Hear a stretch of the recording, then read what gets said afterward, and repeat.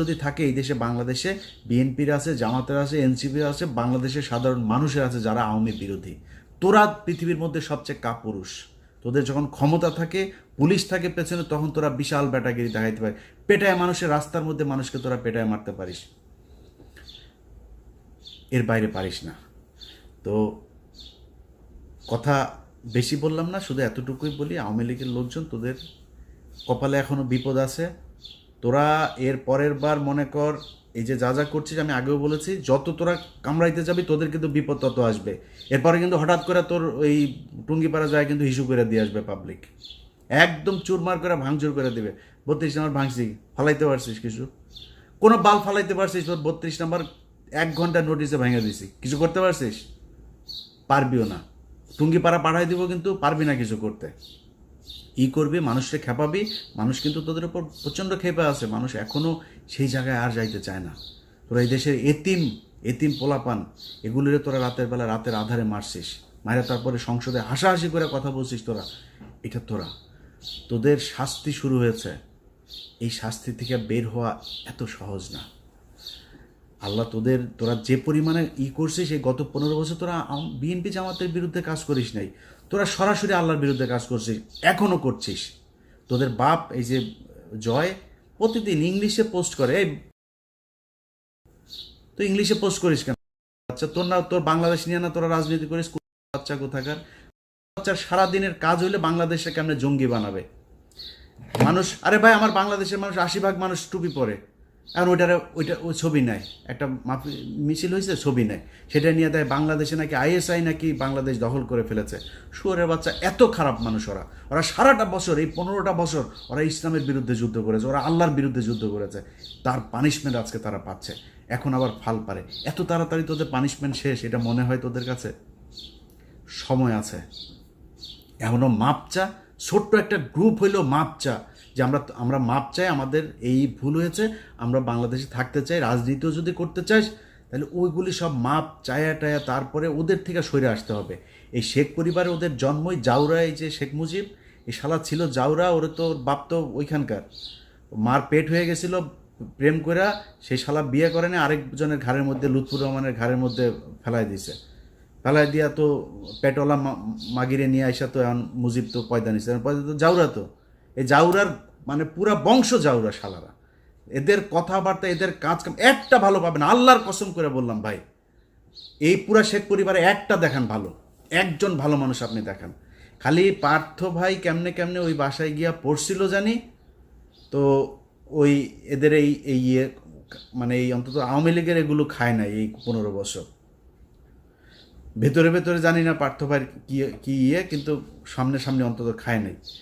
এর বাইরে পুরো বংশের ভেতরে দেখেন, এক জায়গায় আপনি খুলনায় যান, ওই ফরিদপুরে যান, ওই বাগেরহাটে যান, মাদারীপুরে যান, গোপালগঞ্জে যান, ওদের রক্ত যেখানে আছে সবখানে একই অবস্থা এদের। এত জাউরাই কুত্তার বাচ্চারা।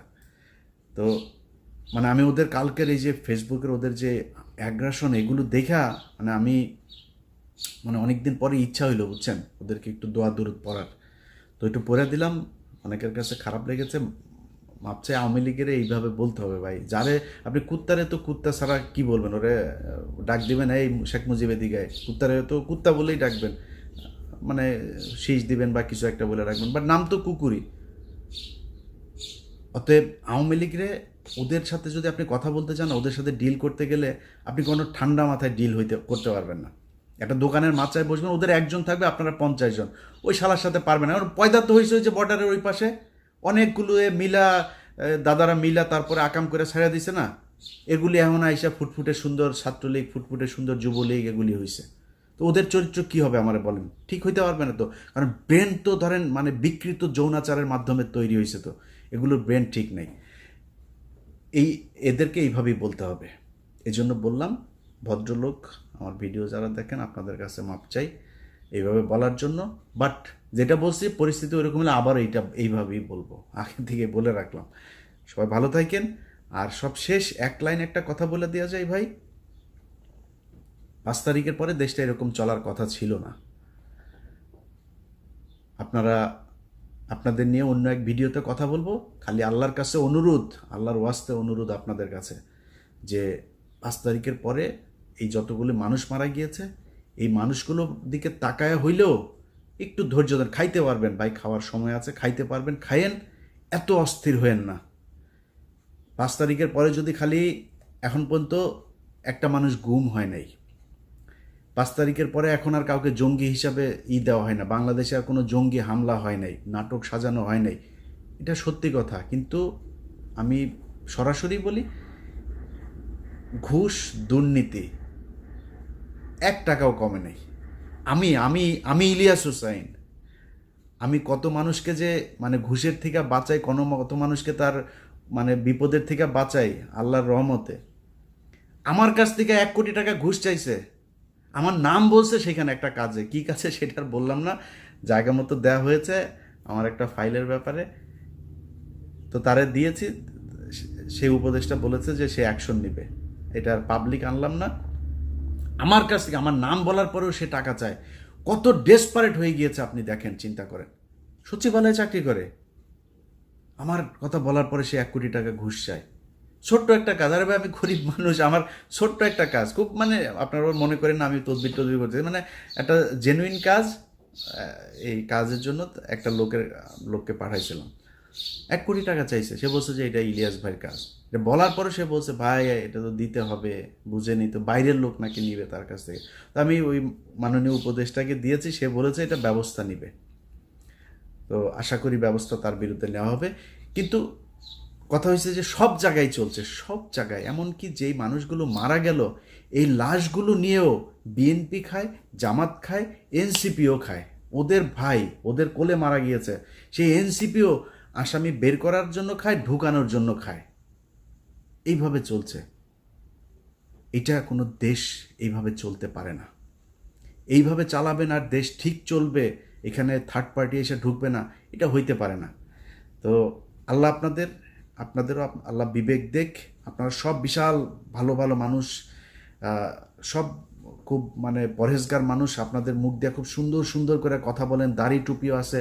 2 দিন আগে একজন ডিআইজি, যে কোনো এক রেঞ্জের ডিআইজি, তার এটারই আছে সুন্দর, আমি খুব সৎ মনে করতাম। 2 দিন আগে তার আমি বিশাল সৎ মনে করছিলাম, তারা অনেক তার পক্ষেও আমি লেখালেখি করছি। 2 দিন আগে শুনি সে সমানে খাইছে। আরে ভাই কিরে, নামাজও পড়ে, রোজাও রাখে, তার দাগ হয়ে গিয়েছে এখানে, এটা কি নামাজ রে ভাই, এটা কি ভদ্রতা? আর শালা তুই ঘুষ খেলে তো দাড়ি কাট, তোর দাড়ি টুপির দরকার কি, তোর কাট বেটা, বাল বড় করে তারপরে মুখে লাগা। তোরা এইটা এই এই এই হলো অবস্থা। এই জাতির জন্য এখানে একদিন মসজিদে গিয়েছিলাম নামাজ পড়তে, যাই দেখি এইখানে মসজিদের মধ্যে কমিটি সভাপতি সেক্রেটারি হওয়া নিয়ে মারামারি মসজিদের ভেতরে। ওই দিন চিন্তা করছি আল্লাহ এই জাতিরে দিয়ে আর জীবনে কোনো কিছু হবে না।